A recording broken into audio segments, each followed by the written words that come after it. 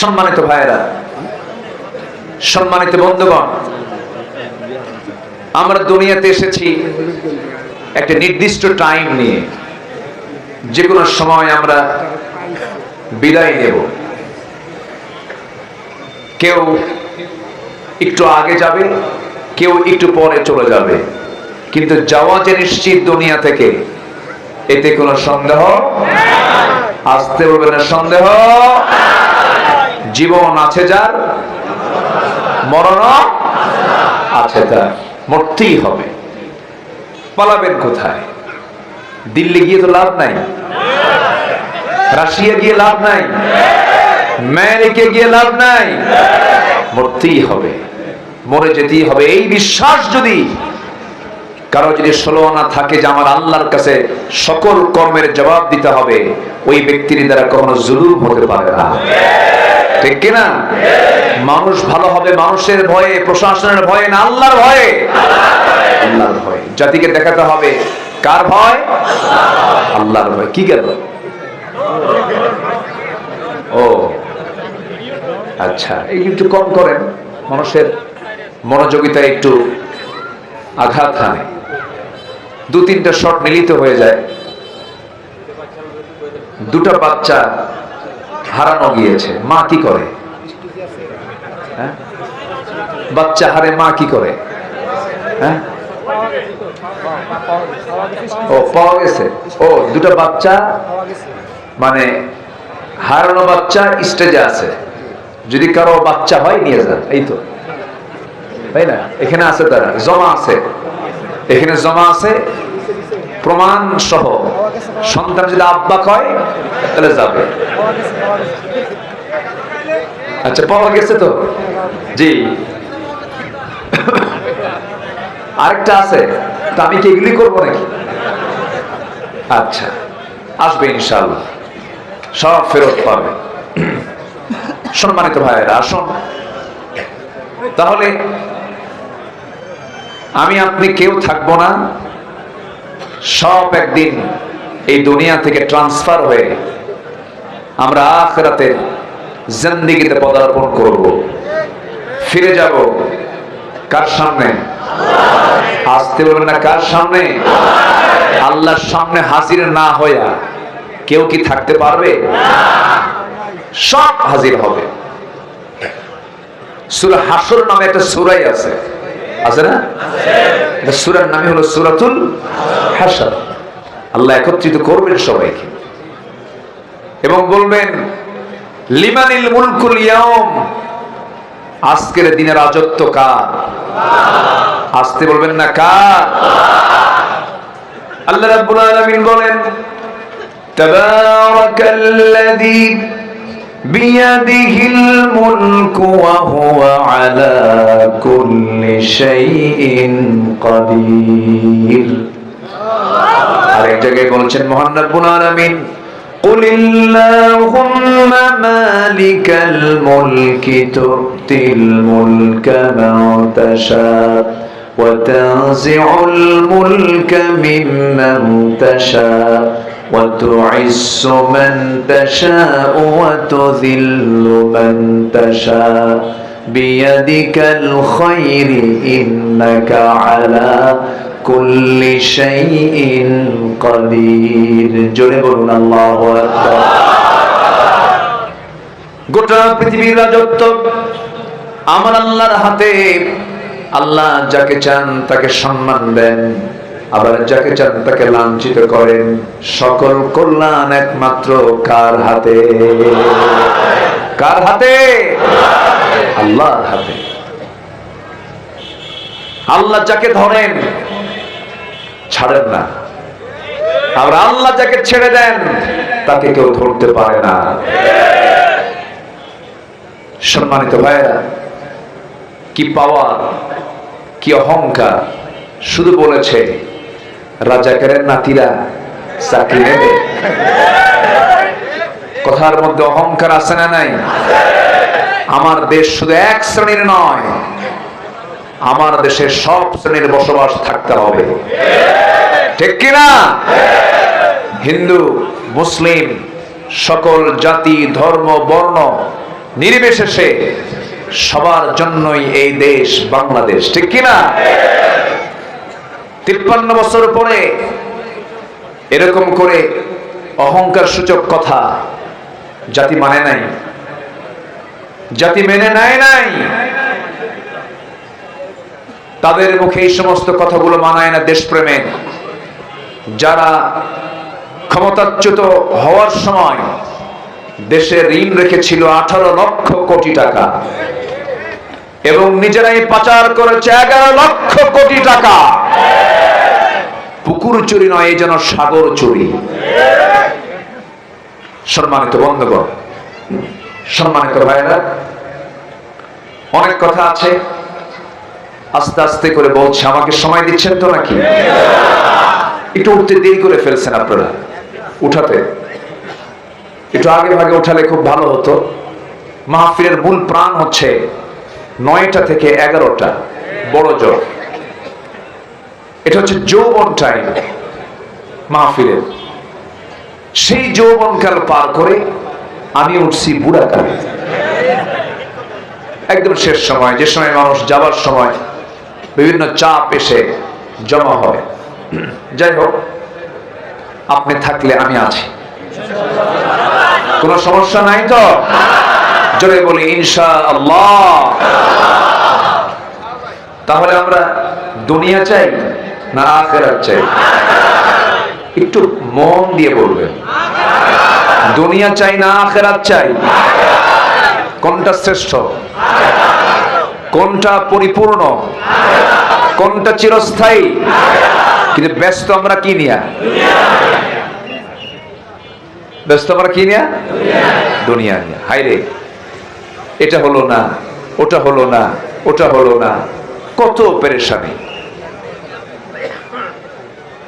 আমার বন্ধুগণ, আবার আল্লাহ তাআলা বান্দাকে চাইতে নিয়ে বলে দিয়েছেন, বান্দা দুনিয়াও চাও আখিরাতটাও চাও। যারা পারেন সঙ্গে আমার সঙ্গে ঠোঁট মিলিয়ে বলুন, রব্বানা আতিনা ফিদ দুনিয়া হাসানাতাও ওয়া ফিল আখিরাতি হাসানাতাও ওয়া কিনা আযাবান নার ওয়াজআলনাল জান্নাতা মা'আল আবরার। জোরে বলুন আল্লাহু আকবার। আল্লাহ তাআলা, তুমি আমাকে দুনিয়ার হাসানা দিয়ে দাও, আখিরাতের হাসানাও দিয়ে দাও। দুনিয়াটা সুন্দর করে দাও, আখিরাতটাও সুন্দর করে দাও।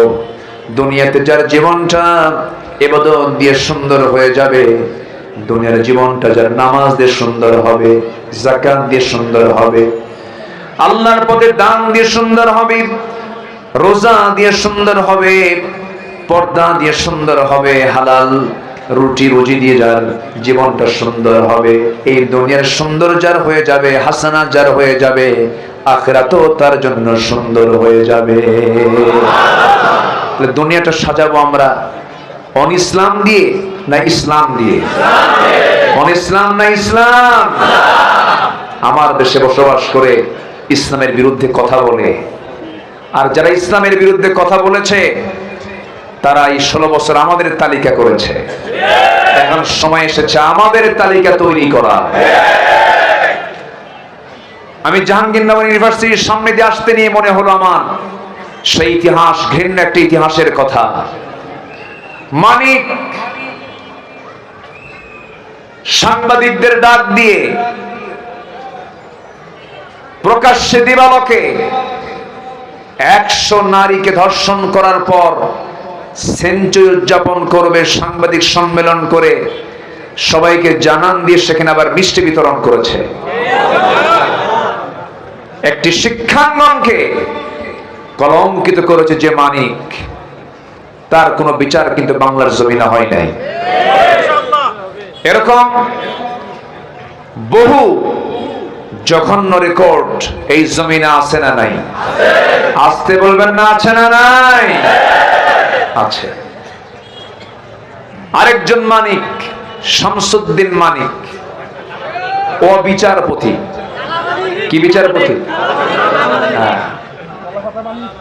এটা আমার নামে, এই মানিক আমার নামেও লিস্ট করেছিল। 116 জন আলেমের তালিকা করেছিল, এর মধ্যে আমার নামটা যে সে খুঁজে পাইলো কেমনে জানি না, যাই হোক আমার নামটাও দিয়েছিল। ফলাফল কি হলো? ফলাফল হলো সে ত্রিপুরা হয়ে দিল্লি যাবে, কিন্তু সিলেটবাসী তাকে একটু আপ্যায়ন করে দিল, মেহমানদারি খুব ভালো হয়েছে, মাইট তো খাইছে, বিসি শুদ্ধ আউট হয়েছে। এই লোকটার মুখে আমি হাসি দেখিনি কোনোদিন, হাসে না। যারা হাসে না তাদের বউরা যে থাকে কেমন আমি বুঝি না। যে মহিলার স্বামী হাসে না আমার তো মনে হয় সে মনে মনে কয় এটা মরবে কোনদিন।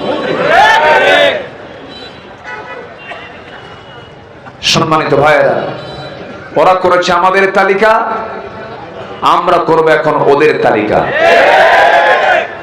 ওই সমস্ত কুলাঙ্গার যারা এই সমস্ত রেকর্ড করেছে, আমার মা বোনের ইজ্জত নিয়ে তারা সিনেমিনে খেলেছে, তাদের কাছে ইউনিভার্সিটির ক্যাম্পাস নিরাপদ ছিল না। ঢাকা ইউনিভার্সিটির মহিলা ক্যাম্পাসগুলো, মহিলা আবাসিক হোটেলগুলো ছিল ওদের কাছে সবচাইতে অনিরাপদ। এই ঘৃণ্য রেকর্ড যারা করেছে, ধর্ষণের সেঞ্চুরি যারা করেছে, ওদেরকে প্রকাশ্যে ধরে ঝুলায়া মেরে ওদের রক্ত মাংস হাড় হাড্ডি কুত্তা বিলাই দিয়ে খাওয়ানো দরকার ছিল। রাজি আছেন কারা কারা? হাত উঁচু করে দেখা।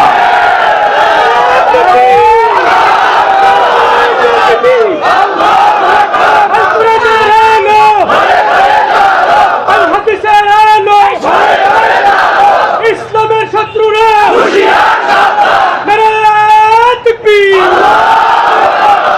সম্মানিত ভাইয়েরা, সম্মানিত বন্ধুগণ, আমরা বহু চিত্র আমরা এই দেশে দেখেছি। এদেশের আলেমকুল শিরোমণি 180 কোটি মুসলমানের হৃদয়ের স্পন্দন, বিশ্ব ইসলামী আন্দোলনের অন্যতম পুরোধা, প্রেজেন্ট ওয়ার্ল্ডের সবচেয়ে জনপ্রিয় ইসলামী ব্যক্তিত্ব আল্লামা সাঈদীকে নিয়েও তারা চূড়ান্ত ষড়যন্ত্র করেছে। শেষ পর্যন্ত চিকিৎসার নামে পয়জনিং করে তাকে হত্যা করা হয়েছে। আমরা অবিলম্বে যারা এই হত্যাকাণ্ডের সঙ্গে যারা জড়িত, দৃষ্টান্তমূলক শাস্তি আমরা দাবি করছি। সম্মানিত ভাইয়েরা, দিন এসেছে, দিন আরো আসবে। জোরে বলে ইনশাআল্লাহ, আরো জোরে ইনশাআল্লাহ। আল্লাহ কি না পারেন? দেশের শীর্ষস্থানীয় ধনী, হ্যাঁ, একটা গ্রুপের মালিক, লক্ষ লক্ষ কোটি টাকার মালিক, হলমার্ক শেয়ার বাজার ব্যাংক লুটের হোতা, কাম হলো না।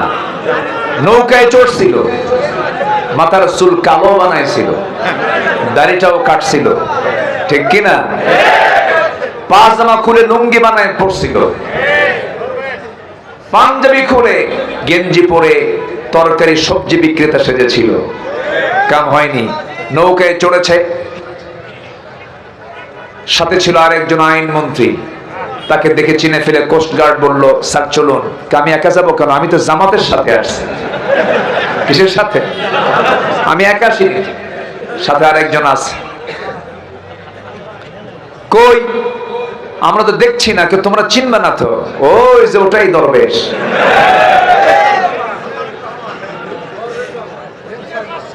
সম্মানিত ভাইয়েরা, সম্মানিত বন্ধুগণ, যুগে যুগে যারাই জুলুম করেছে তাদের অবস্থায় ফেরাউন, নমরুদ, হামান, আবু জেহেলদের পরিণতি হয়েছে। এটাই ইতিহাস। আল্লাহর কাছে আমরা কামনা করে সম্মানজনক জীবন, জোরে বলি আল্লাহুম্মা আমিন। আল্লাহ কবুল করুন, জোরে বলি আমিন। সম্মানিত ভাইয়েরা, মাইকম্যান খুব শক্তি লাগে, একটু আওয়াজ দেন। আমার কানে একটু পৌঁছায় দেন। সম্মানিত বন্ধুগণ, তাহলে আমরা দুনিয়া চাই না আখিরাত চাই? কিন্তু দুনিয়া যদি সুন্দর না হয়, আখিরাত কি সুন্দর হবে? দুনিয়া সুন্দর হবে দুনিয়ার কোন কিছু দিয়া না, ইসলাম দিয়া। বলেন কি দিয়া? ইসলাম দিয়া। ইসলাম দিয়ে আমরা দুনিয়াটাকে সুন্দর করে নেব। আখিরাতের প্রস্তুতির জন্য কোরআনের ভাষায় 15টা আমরা বিষয় আমরা আমাদের জীবনে বাস্তবায়ন করব। নাম্বার 1 হলো আল্লাহ এবং রাসূলকে বিশ্বাস করব, সন্দেহ নিয়ে না, দ্বিধাহীন চিত্তে। সন্দেহ না দ্বিধাহীন। আমরা ঈমান আনবো কার উপরে? রাসূল কি বাদ দেওয়া যাবে? বাদ দেওয়া যাবে? রাসূল বাদ দেওয়া যাবে না, আল্লাহকে তো বাদ দেওয়া যাবেই না। আল্লাহ রাব্বুল আলামিন সুন্দর করে বলছেন, ইন্নামাল মুমিনুনা আল্লাযীনা আমানু বিল্লাহি ওয়া রাসূলিহি সুম্মা লাম ইয়ারতাবু وجاهدوا بأموالهم وأنفسهم في سبيل الله أولئك هم الصادقون জোরে বলুন আল্লাহু আকবার। আল্লাহ রাব্বুল আলামিন প্রকৃত মুমিন কারা তাদের পরিচয় তুলে ধরতে নিয়ে দুটো বিষয় তুলে ধরেছেন এই আয়াতের মধ্যে। নাম্বার 1 হলো যারা আল্লাহকে মানবে, রাসূলকে যারা মানবে, বিশ্বাস করবে, কিন্তু বিশ্বাসে কোনো সন্দেহ রাখবে না। কার কথা? আসতে বলবেন না, কার কথা? সন্দেহ না রাখা মানে হলো ঈমান একটা বান্দার পরিপূর্ণ তখনই হবে যখন বান্দার সিনার মধ্যে কি থাকবে? কি থাকবে বলেন? আমরা আল্লাহকে চিনবো কি দিয়া? রাসূলকে চিনবো কি দিয়া? আখিরাতকে আমরা বুঝবো কি দিয়া? কোরআন দিয়া। আমি কি আলোচনা চালাবো? দু একজন করে যে ওঠে, হ্যাঁ,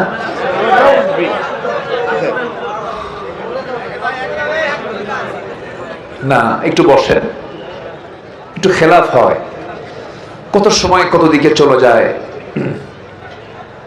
যদি কোনো বান্দা জানতো যে এই জায়গার বরকতটা কি, এই জায়গার বরকতটা এখন এত পরিমাণ বরকত, ফেরেশতারা, অসংখ্য ফেরেশতারা আল্লাহকে বলছেন, আল্লাহ এই সমস্ত বান্দার গুনাহগুলো মাফ করে দাও। চতুর্দিকে ফেরেশতারা দাঁড়ায় গেছে, আমার আপনার আমল থেকে আল্লাহ তাআলা গুনাহ মাফ করে নিতে চান। এজন্য এই বরকতময় জায়গা থেকে আল্লাহ যেন কাউকে বিনা কারণে না উঠিয়ে নিয়ে যান। জোরে বলি আমিন। আরো জোরে আমিন। আরো জোরে আমিন। তাহলে আখিরাতের প্রস্তুতি নেওয়ার জন্য 15টা কাজ আজকে আমরা শিখে যাব। নাম্বার 1, আমরা ঈমান আনবো সন্দেহ নিয়ে না, সন্দেহ মুক্ত ঈমান আমরা আনবো। রাজি আছেন তো? ইনশাআল্লাহ। সবাই নামাজ পড়ি তো নাকি? মানে পড়বেন ইনশাআল্লাহ বললেন যে সবাই নামাজ পড়ি তো? বলি আলহামদুলিল্লাহ। জোরে বলি আলহামদুলিল্লাহ। আমার দেশ এমন একটা দেশ, মুসলমান কোটি কোটি, 18 থেকে 20 কোটি মুসলমান মানে কি বিশাল ব্যাপার। কিন্তু মুসলমান মাত্র নামাজ পড়ে 5%। কত পার্সেন্ট? 5%। তাহলে আমার দেশে কি নেতৃত্ব আমরা দেখলাম, কতজন ক্ষমতায় গেল আর আসলো, নামাজের কাজ কেউ করে নাই। নামাজের দিকে জাতিকে আহ্বান করার এই দায়িত্ব ম্যাক্সিমাম নেতাদের ভিতরে ছিল না। থাকবেই বা কেমনে? তারা নিজেরাই তো নামাজ পড়ে না। যে দলের ভিতরে নামাজের কর্মসূচি নাই, যে দলের নেতাগুলো নিজেরাই নামাজ পড়ে না, দলীয় জনসভায় গিয়ে জোহর যায়, আসর যায়, মাগরিব যায়, জনসভা চলে, নামাজ চলে না। যুবক রাজ্যে নেতা তোমার হাতে মদের বোতল তুলে দেয়, অস্ত্র হাতে তুলে দেয়, জেনার জন্য নারী তুলে দেয়, সব দেখেছি আমরা, আর দেখতে চাই না। ওই সমস্ত নেতৃত্বের মুখে আমরা জুতা মারি, থুতু মারি। কারণ আমার আখিরাতকে অবশ্যই ঠিক রাখার দরকার, সবার পরে না সবার আগে। নামাজ পড়তে রাজি আছেন তো? একা না জামাতে? বুঝে না না বুঝে? জেনে না না জেনে? জেনে বুঝে সময় মতো নামাজ পড়তে হবে। ওই লোকের মতো পড়লে হবে না, না বুঝে পড়লে হবে না। এক লোকের বাড়ি হলো মসজিদের সাথে, ওই মসজিদের সাথে আবার আরেক হিন্দুর বাড়ি। হিন্দু লোকটা প্রত্যেক দিন মসজিদের সামনে দিয়ে যায়, ইমাম সাহেব রুকু থেকে দাঁড়ানোর সময় বলে সামিয়া আল্লাহু লিমান হামিদা। হিন্দু লোকের চিন্তা হলো, প্রত্যেকটা দিন আমি ইমাম সাহেবের মুখ থেকে একটা মহিলার নামে শুধু দোয়া শুনি, এক মহিলার নামে দোয়া করে, আর কি মহিলা নাই? তার ভিতরে একটা সন্দেহ জাগলো, তেই হামিদা মেয়েটা কার মেয়ে? কাকে বলবে? তারই প্রতিবেশী ডাক দিয়ে বলল, ভাই তোমাদের ইমামের হলোটা কি? প্রত্যেকটা দিন শুধু এক মহিলার নামে দোয়া করে, হামিদা হামিদা হামিদা। হামিদা মেয়েটা কার মেয়ে? এখন এই মুসলিম বলতেছে, ভাই আমি তোমার প্রতিবেশী। দাদা বাবু, আমি 25 বছর যাবত মসজিদে প্রথম কাতারে বা জামাতের সাথে নামাজ পড়ি, আজ পর্যন্ত আমিও ঠিক মতো জানি না আসলে হামিদা মেয়েটা কার মেয়ে। কথা কি বুঝতেছেন আপনারা? তাহলে ওই হিন্দুর চিন্তা আর এই মুসল্লির চিন্তার মধ্যে কোনো তফাৎ আছে? আসতে বলবে না তফাৎ আছে? আজকে যদি নামাজিরা যদি নামাজের হক আদায় করত, কোন নামাজির দ্বারা সুদের কারবার হতো না, কোন নামাজি বেপরদায় থাকতো না, কোন নামাজি মদের আসরে বসতো না। কিন্তু এরকম বহু নামাজি আছে না নাই? আসতে বলবেন না আছে না নাই? মানে তারা নামাজি বোঝে না। আমার বন্ধুগণ, অনেক লোকের মনে চিন্তা এটাই, কালেমা পড়েছি জান্নাত পেয়ে যাব। না না, জান্নাত এত সস্তা নয়। আল্লাহ রাব্বুল আলামিন বলছেন, আহাসিবান নাসু আন ইউতরাকু আন ইয়াকুলু আমান্না ওয়া হুম লা ইফতানুন। মানুষের ধারণা ঈমান এনেছি এতটুকুন কথা বললেই আমি তাকে ছেড়ে দেব। না না, আমি তাকে অবশ্যই পরীক্ষা করব। ইতিপূর্বে যত আল্লাহর পছন্দের বান্দাগুলো গত হয়েছেন তাদেরকে পরীক্ষা করেছেন তিনি কে? পরীক্ষা ছাড়া আপনি ঈমান কেমনে যাচাই বাছাই করবেন? আশাদ্দুন নাসি বালাউল আম্বিয়া সুম্মা আল আমসাল ফাল আমসাল। এই পৃথিবীতে সবচেয়ে বেশি ঈমানের পরীক্ষা দিয়েছেন হলো আম্বিয়া কেরাম। তাদের পরীক্ষা ছিল সবচেয়ে কম না সবচেয়ে বেশি? বেশি। জাকারিয়া আলাইহিস সালাতু ওয়াস সালামকে করাত দিয়ে চিরে দুটুকরা করে শহীদ করা হয়েছে। ইয়াহইয়া আলাইহিস সালাতু ওয়াস সালামকে জবাই করে নবীর মাতা রানীর সামনে উপহার দেওয়া হয়েছে। খোদ আমার রাসূলকে কত মার খেতে হয়েছে। মক্কার মানুষ রাসূলকে মেরে রক্তাক্ত অবস্থায় ফেলে রেখেছে।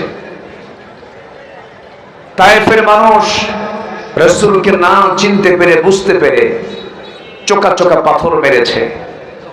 এক একটা আঘাতে ক্ষত বিক্ষত হয়ে গেছে আমার নবীজির দেহে, রক্ত ফিনকি দিয়ে পড়েছে।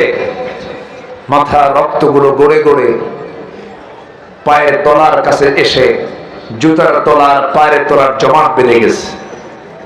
নবীজি বেহুশ হয়ে পড়ে থেকেছেন, বেহুশ হয়ে পড়ে থেকেছেন।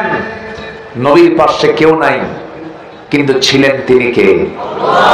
আসতে বললেন তিনি কে? আল্লাহ। মার খেলেন, 13 বছর তিনি মদিনায় মক্কায় মার খেলেন, মার খেতেই থাকলেন। তায়েফ থেকে ফিরে আসলেন, সাইয়েদনা আবু বকরকে মারা হলো রক্তাক্ত অবস্থায়। অথবা সাইবা মুগিরা হারামের সামনে, কাবার দরজার সামনে থেকে ফিরে রাখলো মৃত ভেবে। কিভাবে? মৃত ভেবে, মরে গেছে আবু বকর। কিছুক্ষণ পর তার মুষ্টা ফিরল। মুষ্টা ফিরে একটু দাঁড়িয়ে মনে মনে চিন্তা করছেন, আমাকে যেমন করে তারা মেরেছে, না জানি তারা রাসূলকে মেরে ফেলবে। নিজের চিন্তা না করে সোজা নবীর বাড়ির সামনে গিয়ে দাঁড়ালেন। দরজার সামনে দাঁড়ায়া রাসূলকে লক্ষ্য করে ডাক দিয়ে বলছেন, হুজুর আপনি কোথায়? দরজা খোলা মাত্র নবীর চোখে আবু বকরের চোখ যখন পড়ে গেল, নবীজি কেঁদে ফেলে বলছেন, আবু বকর তোমার শরীর থেকে রক্তগুলো ঝরছে কেন, কি হয়েছে? বলছেন, ইয়া রাসূলুল্লাহ সিজদা দিতে গিয়েছি, কাফের মুশরিকরা আমাকে ধরে রক্তাক্ত করে দিয়েছে, নাকটা বোচা করে দিয়েছে। খড়মজুত পায়ে ওই উতবা সাইবারা সাইয়েদনা আবু বকরের নাকের উপরে চাপা দিয়ে রক্তাক্ত করে ফেলেছে। আমার রাসূল বলছেন, আবু বকর যে পরিমাণ রক্ত ঝরছে তুমি তো আর বাঁচবে না, মরে যাবে। তিনি বলছেন, ইয়া রাসূলুল্লাহ আপনার ঘরের মধ্যে থাকার কোনো সুযোগ নাই, আপনাকে মেরে ফেলবে তারা। আমরা দুজন মিলে মক্কার বাইরে চলে যাই। মক্কার পরিবেশ ভালো না, যে কোনো মুহূর্তে তারা হামলা করতে পারে, আপনাকে মেরেও ফেলতে পারে। রাসূলকে নিরাপদ না মনে করে সাইয়েদনা আবু বকরের ওই রক্তাক্ত দেহ নিয়ে রাসূলকে সঙ্গে করে নিয়ে তারা মক্কার বাইরের দিকে চলে গেলেন। প্রচন্ড ক্ষুধার্ত রাসূল, প্রচন্ড ক্ষুধার্ত হচ্ছেন আবু বকর। আমার নবীজি মেষপাল খুঁজলেন, উটের পাল খুঁজলেন, কোন পাল পেলেন না। ছোট্ট একটা ছাগলের পাল দেখতে পেলেন, ছাগল পালের সামনে গিয়ে দাঁড়ালেন। ছাগলের রাখালকে ডাক দিয়ে বলছেন, রাখাল রে একটা সাকি দেবে নাকি? সাকিটার দুধ দহন করে দুধটা আমি আমার বন্ধুকে পান করাবো। যে পরিমাণ রক্ত ঝরেছে আমার বন্ধু মারা যাবে, দেখো তো দয়া করে আমাকে একটা সাকি দেওয়া যায় নাকি? রাখাল বলছে, আপনি কি? আমি আপনাকে চিনি না, ছাগলগুলোর মালিক তো আমি নই। আমি যদি আপনাকে সাকি যদি দহনের যদি আপনাকে অনুমতি দিয়ে দেই, মালিকের সম্পদের খেয়ানত হয়ে যাবে আমার, আমি পারবো না। আমার নবীজি মুস্কি মুস্কি হাসি মেরে মনে মনে চিন্তা করছেন, আহারে এই মরু অঞ্চলের মরু ছাগলের রাখালের ঈমান নাই, কিন্তু ঈমানের যে গুণটা সেই গুণটা আছে। খুব খুশি হয়ে গেলেন। এবার নবীজি বলছেন, রাখাল বড় কোন সাগি আমাকে দিতে হবে না, ছোট্ট একটা সাগি দাও তো। সেই সাগিটা আমার দারুণ প্রয়োজন, আমাকে ছোট্ট সাগি দিলেই হবে। রাখাল মনে মনে চিন্তা করে আর মনে মনে ভাবে, লোকটা পাগল নাকি, ছোট্ট সাগি দিয়ে কি করবে সে? নবীজির হাতে যখন ছোট্ট সাগি দেওয়া হলো, নবীজি হাতের মধ্যে নিলেন, দুই পায়ের ঠিক মাঝখানে রেখে সাগিটার পিছনের দুই পায়ের মাঝখান বরাবর ওলান বরাবর দুটো হাত রাখলেন। ছোট্ট সাগির গোটা ওলানটা দুধে ভরপুর হয়ে গেছে। আমার নবীজি এবার বললেন, রাখাল আমাকে একটা বাটি দাও। বাটি দেওয়া হলো। নবীজি সুন্দর করে বিসমিল্লাহ বলে দুধ দহন করা শুরু করলেন। সেই সাগির ওলান থেকে, যে সাগির পেটে কোনোদিন বাচ্চা আসে নাই, ছোট্ট সাগি, দুধ বের করে বাটিটা দুধ পূর্ণ হয়ে গেল। রাসূল একটা মুস্কি হাসি মেরে বলছেন, আবু বকর সকালবেলা রক্তাক্ত হয়েছে, এখন বরকতের দুধ পান করো। বাটি হাতের মধ্যে নিলেন, বিসমিল্লাহ বললেন, দুধ পান করা শুরু করলেন। এত পরিমাণ সেই দিন সাইয়েদনা আবু বকর দুধ পান করলেন যে খেতে খেতে পেটের চামড়া টাইট হয়ে গেছে। রাসূল বলেন, আবু বকর কেমন দুধ খাইলা বলো? হুজুর জীবনে এমন দুধ পান করে নাই, কিন্তু দুধ পান করলাম তো বাটির দুধটা এক চুল পরিমাণ কমলো না। রাসূল বললেন, আবু বকর বাটির দুধ তুমি কমাতে পারবে না, রাখালকে দিয়ে দাও। রাখালকে বাটি দেওয়া হলো। রাসূল বিসমিল্লাহ বলে দিলেন, সেও খেতে থাকলো, বাটির দুধ কমে না। রাসূল বলছেন, আরো কিছু আল্লাহর গোলাম যদি এই জায়গায় থেকে যেত, কেউ দুধ কমাতে পারবে না। যতক্ষণ না আমি রাসূল আমার মুখে এই বাটিটা না লাগানো হবে। নবীজি বিসমিল্লাহ বলে তিনি সর্বশেষ বাটি সুন্দর করে মুখে লাগালেন, দুধটা পান করলেন। বাটির দুধ শেষ হয়ে গেল। নবীজি আগে খেতেন না পরে খেতেন? নবীজি খেতেন আগে না খাওয়াতেন আগে? খেতেন আগে না খাওয়াতেন আগে? তিনি খাবার পরিবেশনও করতেন, বাবুর্চির দায়িত্ব পালন করতেন, রান্না বান্নার জন্য তিনি জ্বালানি কাঠ সংগ্রহ করতেন। আল্লাহু আকবার বলুন। আমার নবীজি খাওয়া সম্পূর্ণ করলেন, বিকাল বেলা হয়ে গেল। রাসূল বলছেন, আবু বকর চলো এখন আমরা মক্কার দিকে ফিরে যাই। রাখালের চোখে পানি। রাখাল বলছে, আপনারা একা যাবেন কেন? আমাকে সাথে নিয়ে চলে যান, আপনাদেরকে আমার খুব পছন্দ হয়ে গেছে। রাসূল বলছেন, তুমি যদি আমাদের সঙ্গে যাও এই ছাগলগুলো দেখবে, কারণ আমাদের তো খেয়ানত হয়ে যাবে। তাও তো কথা ঠিক আছে, আমি থেকে যাচ্ছি, কিন্তু শর্ত হলো একটা, আমি আপনাদেরকে যেতে দেব, তবে শর্ত হলো আপনি কি যেন বললেন? ছোট্ট ছাগল ওলানে হাত দিলেন, ওলানটা দুধে ভরপুর হয়ে গেছে। এই দোয়াটা আপনি আমার একটু দয়া করে শিখে দিয়ে যান। রাসূল বলছেন, দোয়া শিখে তুমি কি করবা? কে মাঝে মাঝে আমিও দোয়া পরে ফোঁ দেবো, দুধ খাবো। সুবহানাল্লাহ বলবেন না?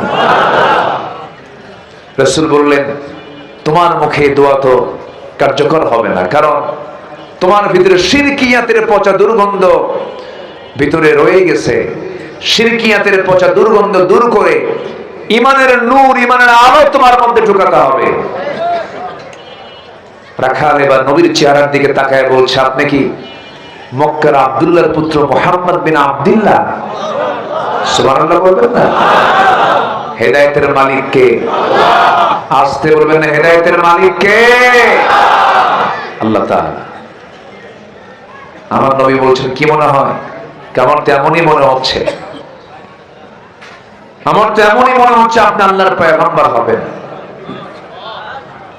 আমার নবীজি বললেন, হ্যাঁ ওরা খান, তোমার অনুমান সম্পূর্ণ সঠিক, কোন সমস্যা নাই তোমার চিন্তা, তুমি এখন কি করবে বলো? সঙ্গে সঙ্গে রাখালটা হাত আগায় দিল। রাসূল তাকে পড়ায় দিলেন, আশহাদু আল্লা ইলাহা ইল্লাল্লাহু ওয়াহদাহু লা শারীকা লাহু ওয়া আশহাদু আন্না মুহাম্মাদান আবদুহু ওয়া রাসূলুহু। হেদায়েতের মালিক কে? আল্লাহ। আসতে বলবেন না, হেদায়েতের মালিক কে? সেই রাখাল যার নামই হলো আব্দুল্লাহ ইবনে মাসউদ রাদিয়াল্লাহু তাআলা আনহু। জোরে বলি আল্লাহু আকবার। যার হাতেই আবু জেহেলের জীবন চলে গেছে। যে আব্দুল্লাহ ইবনে মাসউদ ছিলেন আমার নবীর সবচেয়ে প্রিয় সাহাবী, যার তেলাওয়াতে রাসূল মুগ্ধ হয়ে বলেছিলেন, আমরা আব্দুল্লাহর তেলাওয়াত যখন আমি শুনলাম মনে হলো জিবরাইল ওহী নাযিল করতেছে। সম্মানিত ভাইয়েরা, রক্ত যদি আমার নবীর দেহ থেকে ঝরাতে হয়, রক্ত যদি সাহাবায়ে কেরামদের দেহ থেকে ঝরাতে হয়, দিন কায়েমের জন্য আমার দেশে আল্লাহর জমিনে দ্বীনকে প্রতিষ্ঠার জন্য যদি রক্ত ঝরানোর প্রয়োজন হয়, সবাইকে দিতে রাজি আছেন? সবাইকে দিতে রাজি আছেন? রাজি আছেন কারা কারা? হাত উঁচু করে দেখান মুসলমান।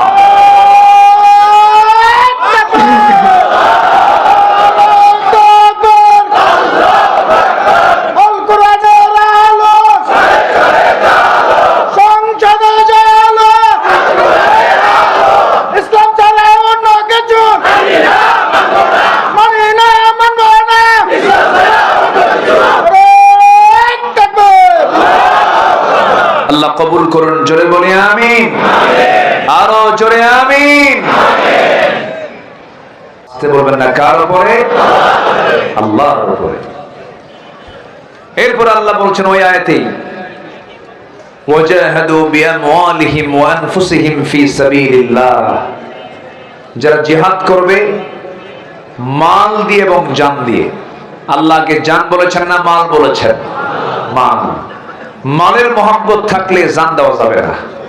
এই জন্য আগে বলেন, আগে মাল দাও, এরপরে জান দাও। কার কথা? হাসতে বলবেন না, কার কথা? আল্লাহর কথা। আমার বন্ধুগণ, অনেকে নামাজ পড়বে, অনেকে রোজা রাখে, অনেকে দান সদকা করে, কিন্তু জিহাদকে তারা মানতে চায় না। আসতে বলবেন না, আছে না? বলে যে নবীর যুগে জিহাদ হয়ে গেছে, এখন আবার কিসের জিহাদ?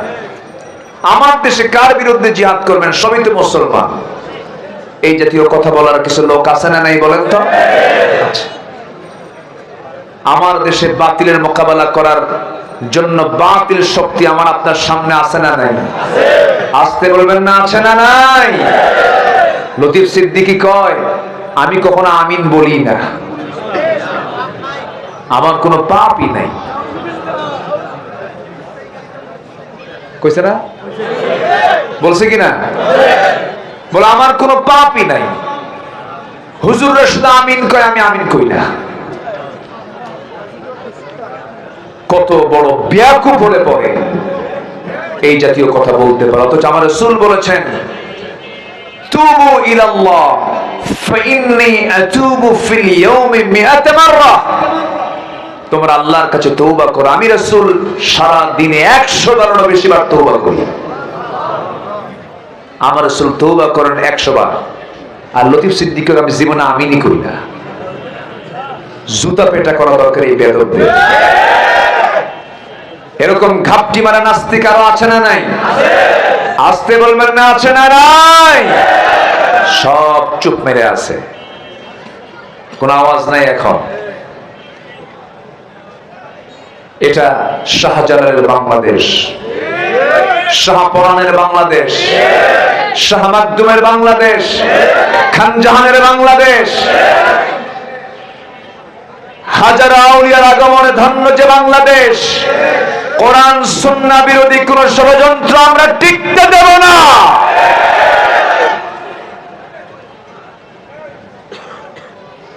অনেক ষড়যন্ত্র তারা করেছে, অনেক ষড়যন্ত্রের জাল তারা বিস্তার করেছে।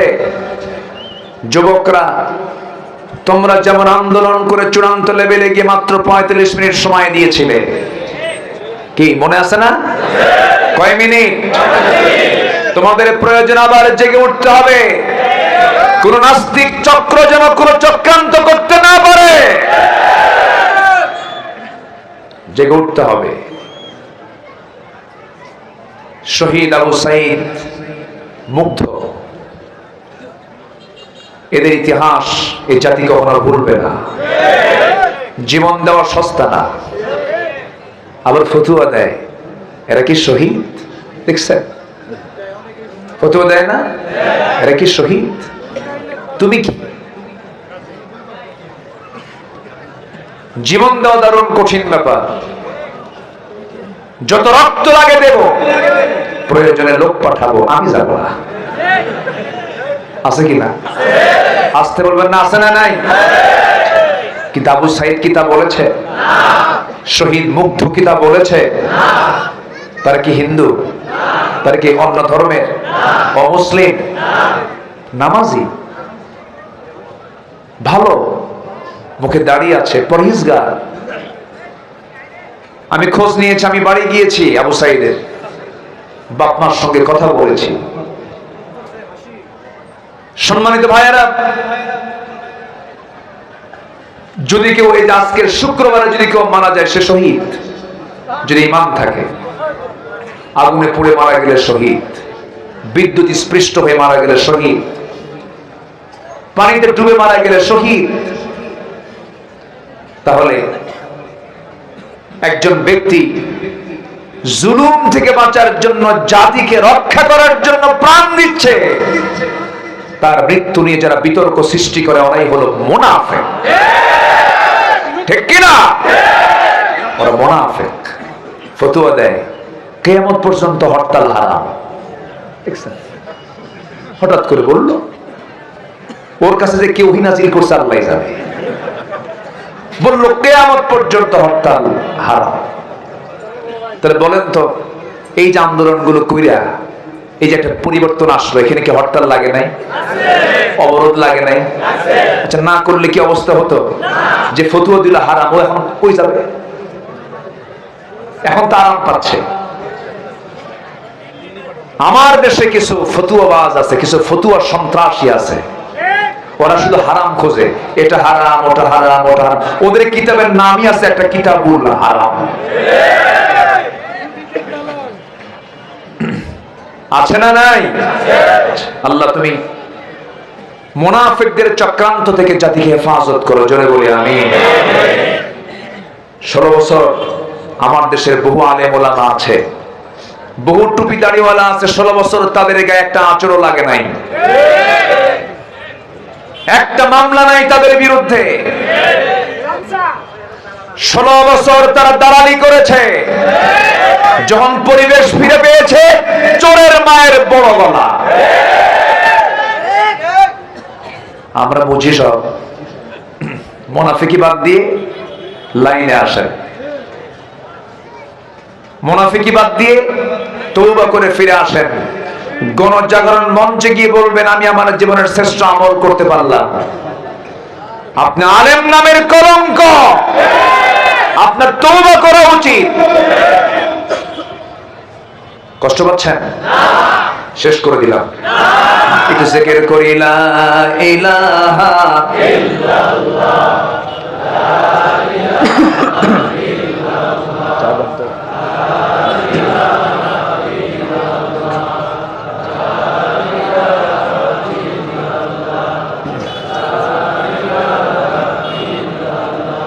আরো জোরে লা ইলাহা ইল্লাল্লাহ।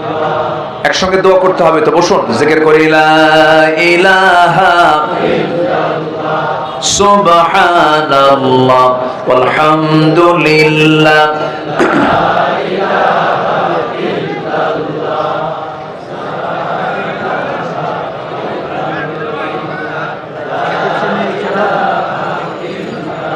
আমি কিন্তু যেতে বলিনি, আমাকে না বলেই যাচ্ছেন। একটু বসুন কাইন্ডলি, যে প্লিজ একটু বসুন, একটু বসুন। কত সময় তো চলে যায় কত দিকে, এই হাজার হাজার মানুষগুলো কোথায় পাবেন একসঙ্গে দোয়ার জন্য? একটু বসুন প্লিজ, একটু বসুন। সম্মানিত ভাইয়েরা, আখিরাতের প্রস্তুতির জন্য আমরা 15টা কাজ আমরা শিখে যাব। কয়টা কাজ বলেন তো? 15টা কাজ। এর মধ্যে 1 নাম্বার শিখেছি আমরা ঈমান আনবো কার উপরে? সন্দেহ নিয়ে না, দ্বিধাহীন চিত্তে। নাম্বার 2, জান এবং মাল দিয়ে জিহাদ করব আমরা কার পথে? আসতে বলবেন না, কার পথে? আল্লাহর পথে। রাসূল ডাক দিয়েছেন, সাহাবীরা ডাক শুনেছেন, দেরি করেন নাই। আল্লাহু আকবার। মুতার যুদ্ধ, আল্লাহু আকবার। মুতার যুদ্ধের ডাক এসেছে। আমার নবীজি বললেন, কারা কারা আছো? লব্বাইক ইয়া রাসূলুল্লাহ। 3000 সাহাবীর সামনে দাঁড়ায় গেলেন।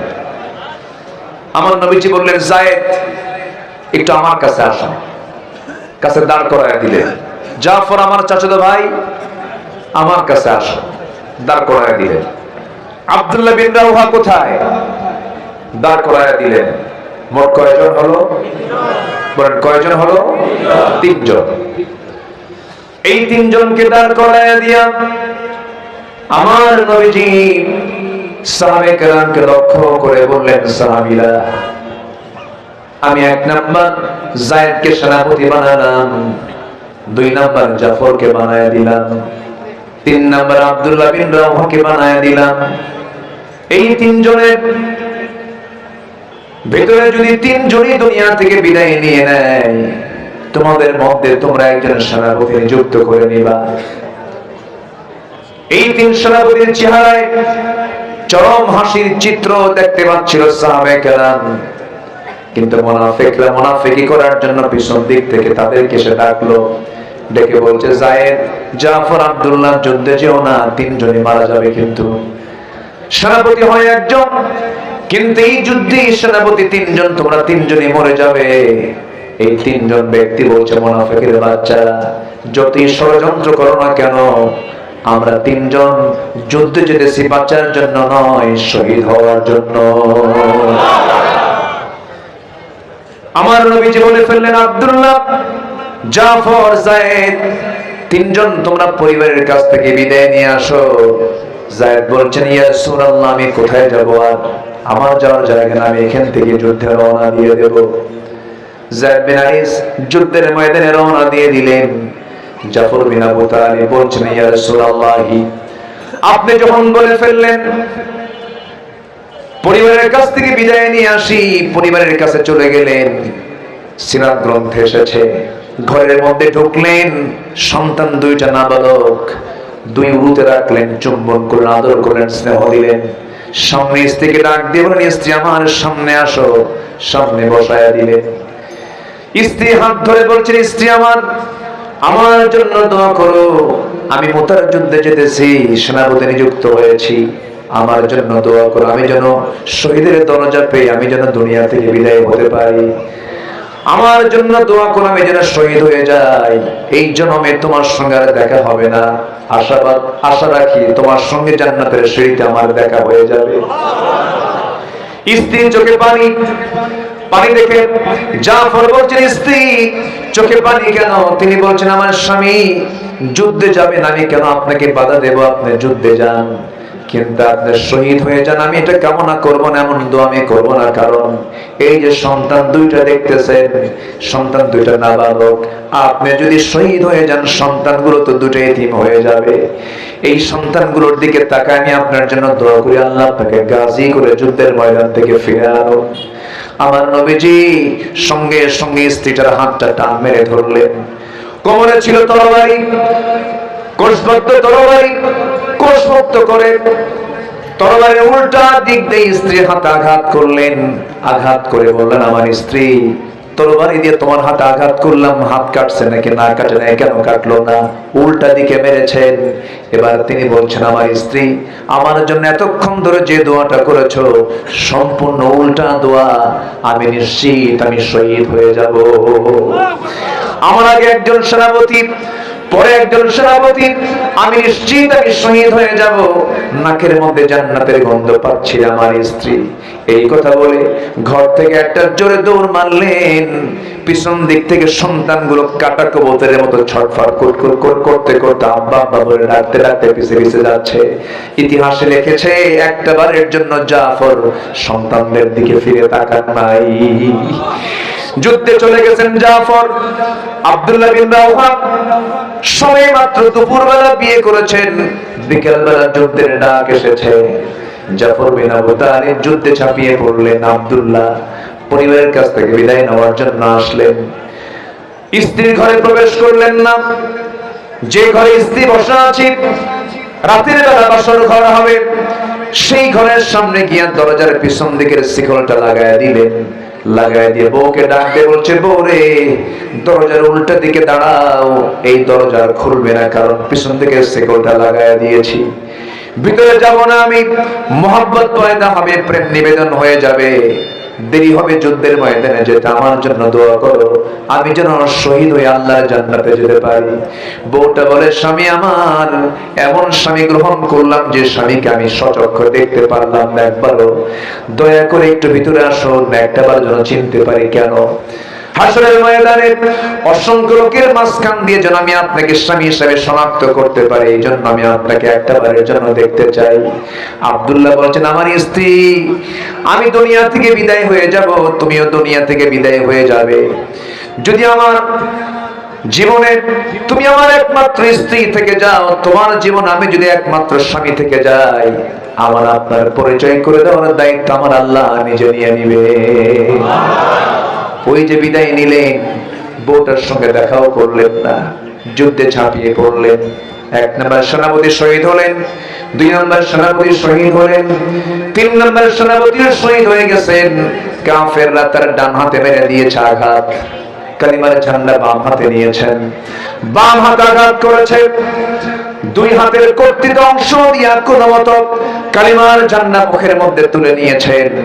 কাফেররা তার মাথায় আঘাত করেছে, গর্দান বরাবর আঘাত করেছে, মস্তক ছিটকে পড়ে গেছে, কিন্তু দুনিয়া থেকে বিদায় নিয়েছেন আব্দুল্লাহ।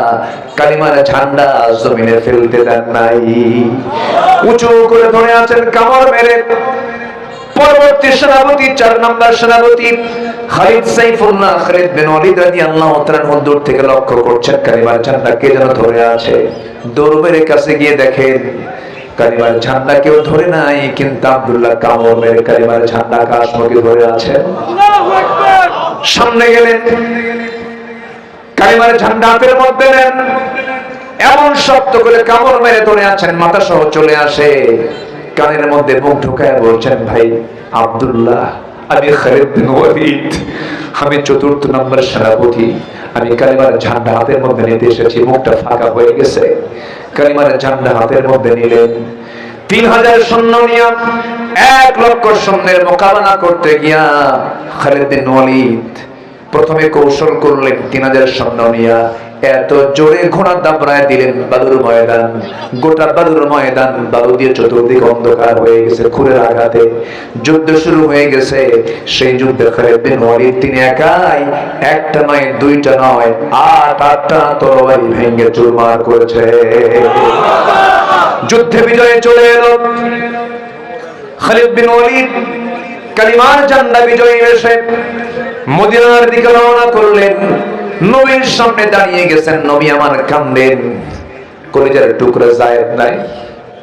যায়েদের বাড়িতে গিয়ে বলছে, ওসামার মা, আমার যায়েদ তো দুনিয়া থেকে বিদায় নিয়েছে, আমি নিজের চোখে দেখতে পাচ্ছি আমার যায়েদ বিন হারিস জান্নাতের পাখি হয়ে জান্নাতের মধ্যে উড়ে বেড়াতেছে। চাচাতো ভাই জাফর বিন আবু তালিবের বাড়ির মধ্যে ঢুকলেন, কলিজার টুকরা সন্তান 2টা কোলের মধ্যে তুলে নিয়া চাচাতো ভাইয়ের বউকে লক্ষ্য করে বলছেন, ও জাফরের স্ত্রী, চিন্তা করো না, তোমার স্বামী আমি নিজের চোখে দেখতে পাচ্ছি জান্নাতের পাখি হয়ে জান্নাতের মধ্যে উড়ে বেড়াতেছে। সান্ত্বনা দিলেন। আমার নবীজির সামনে দাঁড়ানো খালিদ বিন ওয়ালিদ কালিমার ঝান্ডা বিজয়ী বেশে নবীর সামনে হাজির করলেন। আমার নবীজি দেখলেন, কিচ্ছু না বলে সবার আগে বললেন, ও খালিদ বিন ওয়ালিদ, যুদ্ধে জয় হয়েছে না পরাজয় হয়েছে এই সংবাদ আমাকে জানানোর আগে আমাকে জানিয়ে দাও, আমার সাহাবীগুলো ঠিক মতো নামাজ আদায় করেছে কিনা। আল্লাহু আকবার বলে, জোরে বলি আল্লাহু আকবার। নামাজের গুরুত্ব আছে না নাই? আল্লাহ সবচেয়ে বেশি রেগে যান নামাজ ছাড়লে পরে, আল্লাহ সবচেয়ে বেশি রূঢ় হয়ে যান নামাজকে কেউ পরিত্যাগ করলে পরে। এবং ফাখালাফা মিন বা'দিহিম খালফুন আদাউস সালাহ ওয়াত্তাবাউশ শাহাওয়াতি ফাসাওফা ইয়ালকাউনা গায়্যা, যারা নামাজ নষ্ট করবে আল্লাহ তাআলা বলছেন আমি তাদেরকে শুধু জাহান্নাম নয়, জাহান্নামের ভিতরে জাহান্নামের গর্তের মধ্যে ঢুকায়া ছাড়বো। নাউযুবিল্লাহ বলে। সবাইকে 5 ওয়াক্ত নামাজ পড়তে রাজি আছি? কারা কারা একটু হাত তুলে দেখান তো দেখি, জোরে বলি ইয়া আল্লাহ, ইয়া রহমান। আমাদেরকে 5 ওয়াক্ত সালাত আদায় করার তৌফিক তুমি আল্লাহ দিয়ে দাও। জোরে বলি আমিন, আরো জোরে আমিন। আখিরাতের প্রস্তুতির জন্য কয়টা কাজ? 15টা। চলছে কয় নাম্বার? আরো আছে কয়টা? নুরু ওয়াজ কি শেষ না শুরু? চলো, আপনি বলতেছেন চালাবো? কারো কোনো আপত্তি, কারো কোনো সমস্যা? ফজর নামাজ পড়ার দরকার নাই, সবাই ফজর পড়বেন তো? সবার বাড়িতে বউ আছে না নাই? সবার বাড়িতে বউ আছে? আছে কার? আচ্ছা, হাত নামান। নাই কার? আরে কত কষ্ট, যাদের বউ নাই তাদের তো কষ্টই। বিয়ে শাদী করার দরকার আছে না নাই? অনেকে বিয়ের টাইম পায় না, খুব ব্যস্ত, 50 পার হয় তাও বিয়ে করে না। কেন? কি করে খাওয়াবো? দেখছেন কি চিন্তা ওর? ও খাওয়াবেন, আল্লাহ খাওয়াবেন। খাওয়ানোর দায়িত্ব কার? আল্লাহ। বিয়ে করতে হবে উপযুক্ত বয়সে। 25 বছর বয়সে বিয়ে করেছেন মুহাম্মদ সাল্লাল্লাহু আলাইহি ওয়াসাল্লাম। বউ হচ্ছে ঈমানের পাহারাদার। বউকে সাথে নিয়ে চলবেন, আপনি সেফ, আপনি নিরাপদ।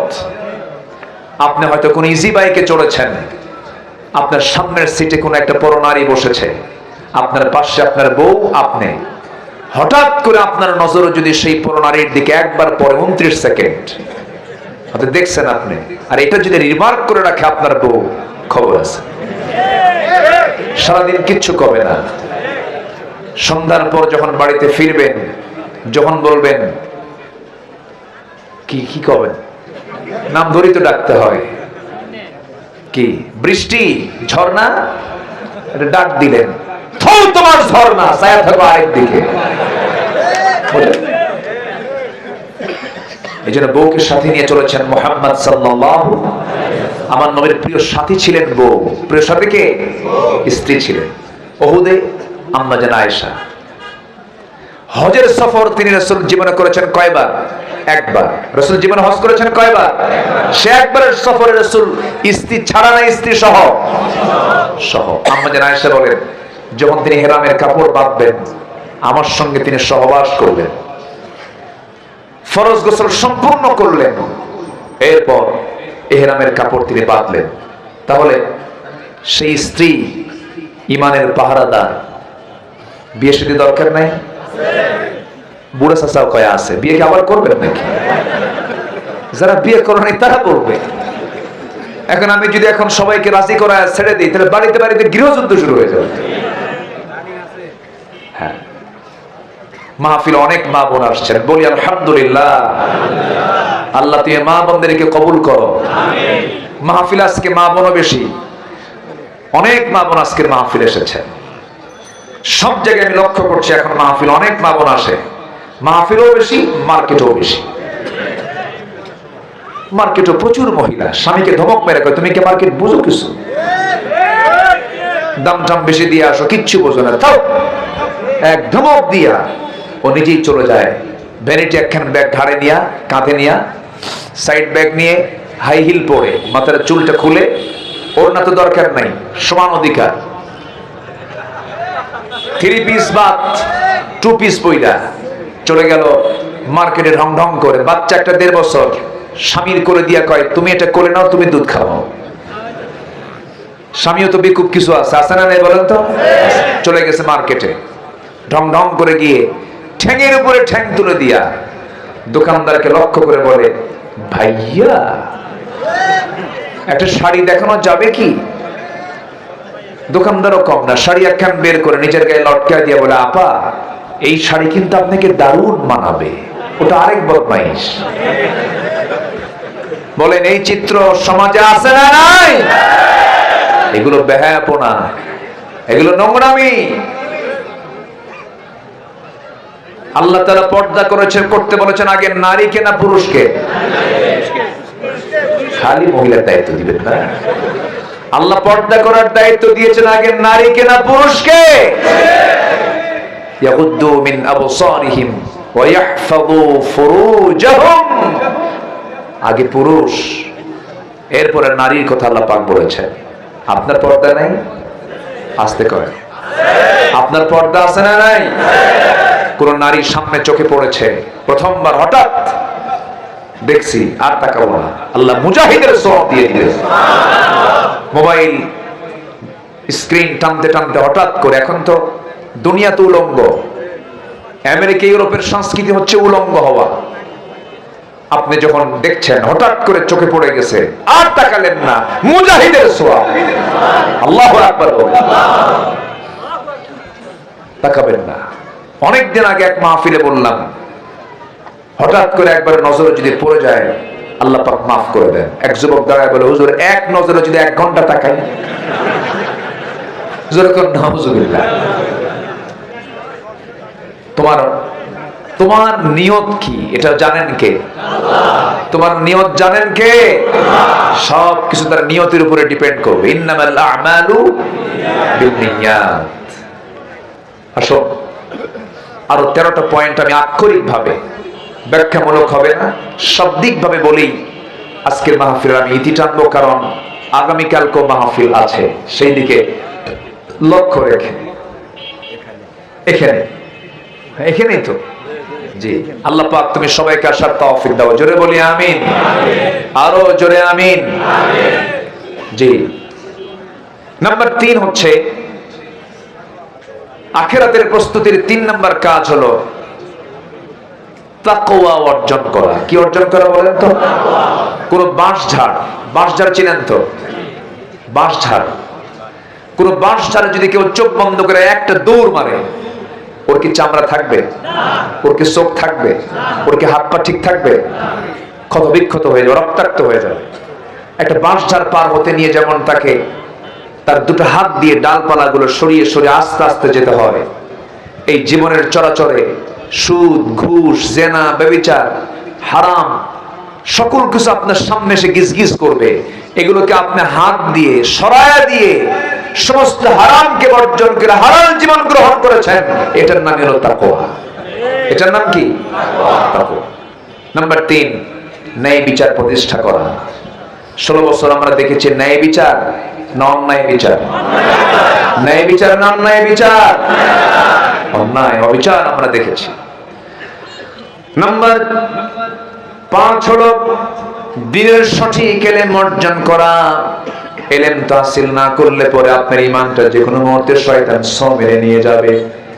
নাম্বার 5 হলো অধিক সংখ্যক নেক আমল করা। ইন্নাল্লাযীনা আমানু ওয়া আমিলুস সালিহাতি কানাত লাহুম জান্নাতুন নাঈম। জোরে বলুন আল্লাহু আকবার। নাম্বার 6 হলো ধৈর্য ধারণ করা। নাম্বার 7 হলো আল্লাহর প্রতি ভরসা রাখা। আল্লাহর উপরে ভরসা আছে যার, এই দুনিয়াতে টেনশনও নাই তার। ওয়ামাইয়াতাওয়াক্কাল আলাল্লাহ ফাহুয়া হাসবুহ। আল্লাহর প্রতি যার তাওয়াক্কুল আছে তার জন্য আল্লাহ নিজেই যথেষ্ট হয়ে যান। নাম্বার 9 হলো দুনিয়ার ভোগ বিলাসে নিমগ্ন না হয়ে আখিরাতের আবাসকে মূল লক্ষ্য হিসেবে স্থির করা।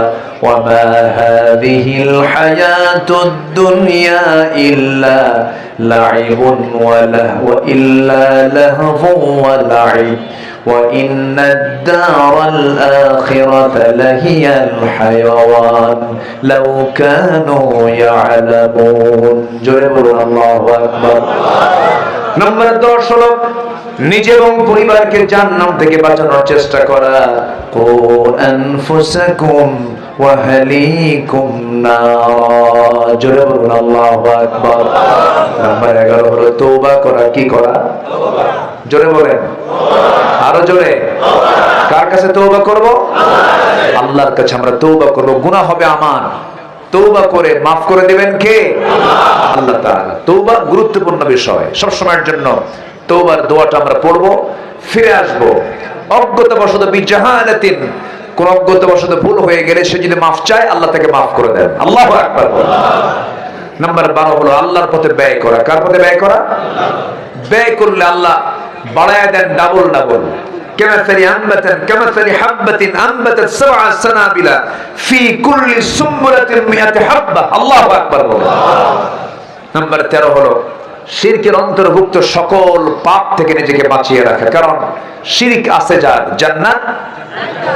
জোরে বলেন, শিরক আছে যার, জান্নাত নাই তার। একদম সোজা কথা। আল্লাহ রাব্বুল আলামিন বলেন, মুনিবিনা ইলাইহি ওয়াত্তাকুহু ওয়া আকিমুস সালাতা ওয়া লা তাকুনু মিনাল মুশরিকিন।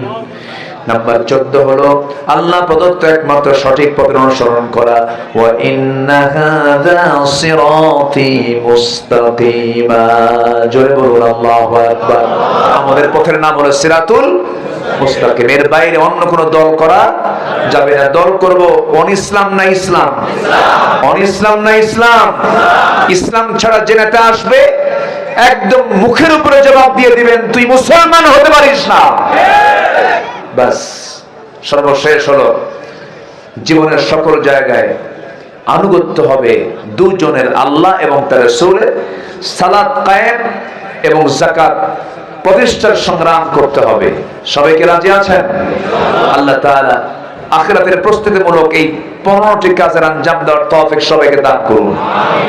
নামাজের মতো করে বসে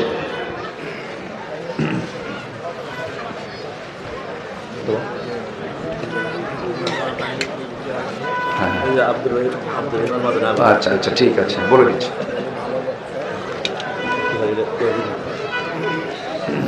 জি বসুন। আমি অনেক কষ্ট দিয়ে ফেলেছি না? অনেক সময় নিয়ে ফেলেছি মনে হয়।